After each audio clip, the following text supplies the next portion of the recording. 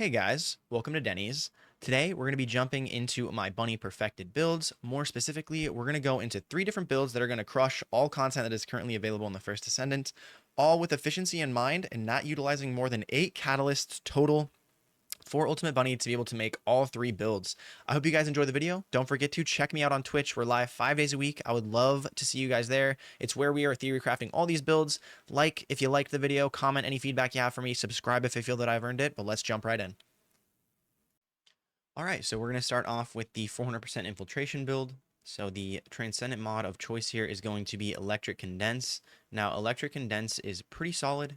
We are not, building the entire build around this. However, you are getting a little bit of burst damage whenever it goes off. You're getting that 20% movement speed. So a very good choice, in my opinion, for the Electric Condense. Reason we don't use high voltage in the 400% infiltrations is mainly because we have way too many enemies for that to actually end up working out in our favor. What I mean by that is high voltage only hits 3 targets at a time. Electric Condense hits as many as you can fit, or sorry, not Electric Condense, but our regular third ability hits as many as you can fit inside of your third ability. Now, by using the Electric Condense, we are also getting the burst that it provides whenever we get to the end with, the 2 bosses. Now, what I am going to be using on the build is also just to kind of synergize with the most range we can get and making sure that we have 100% uptime on our third ability. So we're using Nimble Fingers, Focus on Singular. We've also got Skill Expansion and Maximize Range. Now, we are using Energy Collection. I do want to mention you can use MP Collector if you are solo. You can use Energy Collection if you're in a group. However, you don't even really need to use Energy Collection in 400% because of the amount of MP packs that are dropping on the ground. Now, Focus on Singular as well as Nimble Fingers for the cooldown so that we make sure that we have our 100% uptime on our third ability. Then we're using the new, this is the main update, the new Electric Amplification and Singular Amplification mods mixed with the Power Increase. Now, the Power Increase is a damage increase, mainly because it is using a different bucket.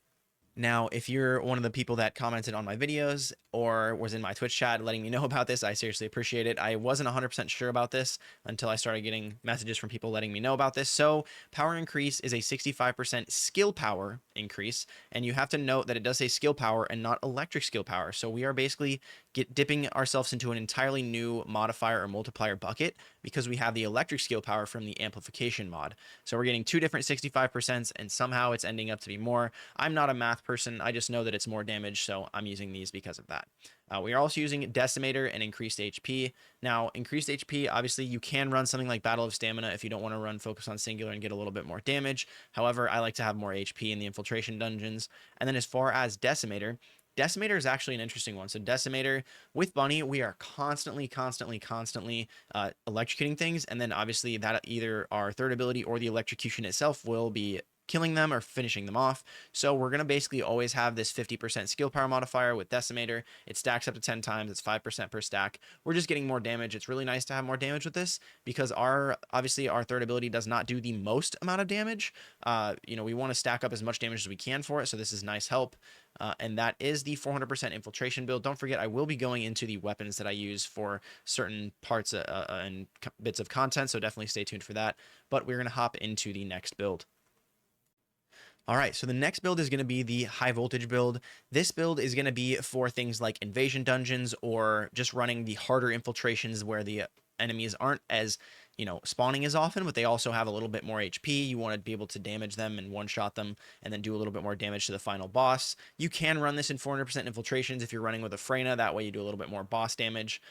So this is going to be utilizing high voltage. Obviously, that is going to be the main aspect of the build. Now, with the cost reduction of Strong Mentality and Maximize Conservation on there, we are going to be able to run a lot longer and not have to worry about picking up any MP packs. We are running MP Collector, so theoretically, you don't have to run this if you don't want because we have both the cost reductions. However, I like to run MP Collector always just because I really don't like to ever worry about my MP being bad. Now, if you are in a group, I want you to keep in mind, definitely use Energy Collection instead of MP Collector because you are not getting the procs with MP Collector whenever you're in a group, and it's better to use that Energy Collection. So, one, your MP bar goes down slower because of the MP recovery you have on your components, and 2, whenever you pick up an MP pack, it actually ends up being a lot more, substantially more. And then we've got the brand new amplification mods, so Singular Amp and Electric Amp on this build mixed with Singular Specialist and Power Increase. Now, the reason we are not using any of our focus on mods, like focus on singular, focus on electric, obviously power increase, again, with the damage increase dipping into the new bucket. However, I like to use reactors with cooldown and duration so that I don't have to ever use any of those mods on my builds. So I have started doing that recently on Bunny. I will go over the reactors, so definitely stay tuned for that. If you don't have a reactor with cooldown reduction or duration, you can absolutely just go singular specialist here, and then you should be good. Or sorry, singular, focus on singular, and you should be good with the permanent uptime on the lightning emission or the high voltage. And that is pretty much the build. Obviously, we've got our skill expansion and maximize range. We want to get as much range as we can. This gets us around 26 meters with this. So definitely one of my favorite builds to use on Bunny. If I ever want to kill things very fast and there's not a lot of enemies, this is definitely the go-to for a lot of content and most of the content in the game, other than the 400% infills and easier farms. But we're going to jump into that easier farm build now. All right, so the easier farm build is centered around running for as long as we possibly can. So what we're going to do with this build is basically get as much skill cost reduction that we can, and then we're also going to be adding energy collection in place of some of the boosted damage mods. So in this case, it is the electric amplification mod that we are getting rid of. Now, the reason we are running focus on singular, focus on electric in this build and not nimble fingers is because that 12% cooldown reduction gives us enough, mixed with the Annihilation 2-piece set and the reactor with cooldown and duration, which again I will go over just after this. And that is why we are able to have 100% uptime on our lightning emission without the nimble fingers mod. So we have 24.7 seconds uptime, and we have a cooldown of 24.7 seconds. So you do not need a cooldown reduction mod with this build, even though we aren't running high voltage, which is very, very nice. It makes it so we can run the skill cost mods mixed with the energy collection, and we get a ton of running time. Now, one thing I will say, with the easy farms build, I am using MP collector and energy collection, so we never have MP problems. However, if you want to use, instead of MP collector, the other MP recovery mod, which I believe is selective recovery, yes, selective recovery, that is going to give us even more. You'll notice that your bar does not even hardly drain at all in the slightest. It is actually kind of crazy how little it drains. But yeah, that is the recommendation as far as the easy farms. Now, the reason that obviously I'm using maximize range expansion and not using all the damage mods, we don't really need all the damage when we're farming things like abandoned zone, or if we're going in and farming, block hyper mining in sterile lands. This is for that kind of content, right? You don't need all the damage in the world. You just want to make sure that you turn your brain off and you never have to worry about running out of MP. This is the build you would use. I do want to mention you absolutely can change out like MP collector for like max MP enlightenment or something like that, because that will also give you a giant chunk of MP and you'll see your bar go down even slower. But I do like the MP recovery just because with mixing it with the MP recovery modifiers on the components, it makes it so the bar just really, really never goes down, and you literally never have to worry about your MP. You're not running bionic fuel, so you don't ever have to worry about your HP. You don't ever have to worry about picking up, adding more mods for shield and all this stuff. This is just like a permanent running, really big, long range, easy farm build that I like to use. And I do use this a lot because I am doing a lot of trivial content. So this is the go-to build for trivial content with Bunny for me. Okay, and then next up, we've got the reactors. So there are a couple reactors I'm going to go over. Obviously, we've got the Tingling Singularity Reactor. This is going to be the reactor that gives you singular boost and electric boost. Now, as far as the mounted guys, you can do whatever you want. Whenever the new changes come out, October 30th, do whatever you want. Thunder Cage is probably going to be my go-to. You can do literally anything. Now, the most important bit, obviously, of the reactor on Bunny is going to be the rolls, the substat rolls at the bottom. So for most of my builds, and by that I mean the high voltage build and the easy farm build, I like running skill, cooldown, and duration, a combination of the two, or a combination of those mixed with any other boosts like electric and singular, all that stuff. Because basically, if you run both those on the easy farm build, you don't have to worry about nimble fingers, which means you get an extra skill cost reduction slot and makes it so you run for that much longer. Way more skill cost reduction than you would get on a reactor roll. Obviously, the skill cost reduction on a reactor can only go up to like 10% or even less, I think. Whereas the skill cost reduction from like at maximize conservation and strong mentality, the minimum is 15%. So that's really, really nice. And then as far as rolls for the 400% infiltration dungeons, because we are using the nimble fingers on that mod, I would just recommend going with electric and singular boost. I think that's going to be the go-to. I think it's the only one that's really worth using now. Obviously, you can get the extra range if you want to max out your range fully with the third ability, but I don't really think it helps that much. And I think we are pretty much darn near like 1 meter away from maxing it out anyway with the mods on there. So yeah, singular boost, electric boost for that, but for my easy farm builds, definitely cooldown and skill duration. And guys, I have a blue skill cooldown and purple skill duration, and that is giving me 100% uptime as long as I'm using the Annihilation 2-piece set, which we'll go over in the components next. But yeah, basically, you don't need a god roll of the duration and cooldown if you want to get 100% uptime with the easy farming bunny build that I have, as long as we're using Battle of Stamina on that build too. And then we will hop into the components for each situation next. Okay, so the components for each situation. So first off, we're going to start with the 400% infiltration.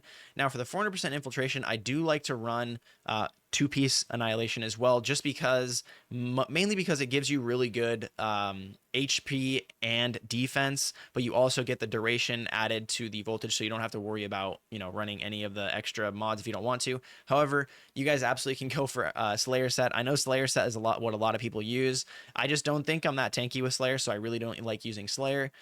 My recommendations as far as the rolls on the components, it really doesn't matter what you go for as long as you get these rolls. In my opinion, it truly does not matter. You just want tankiness. So what you're looking for on the Aux Power, you want a max HP God roll. 646 is usually the highest max HP you can get. And then for the 2 substats, you want max HP and MP recovery out of combat. For the sensor, you want a max roll of defense, which is 4,683. For the main stat, and then the 2 substats, you need MP recovery in combat and max MP. It's non-negotiable. Those are the best in slot rolls for that.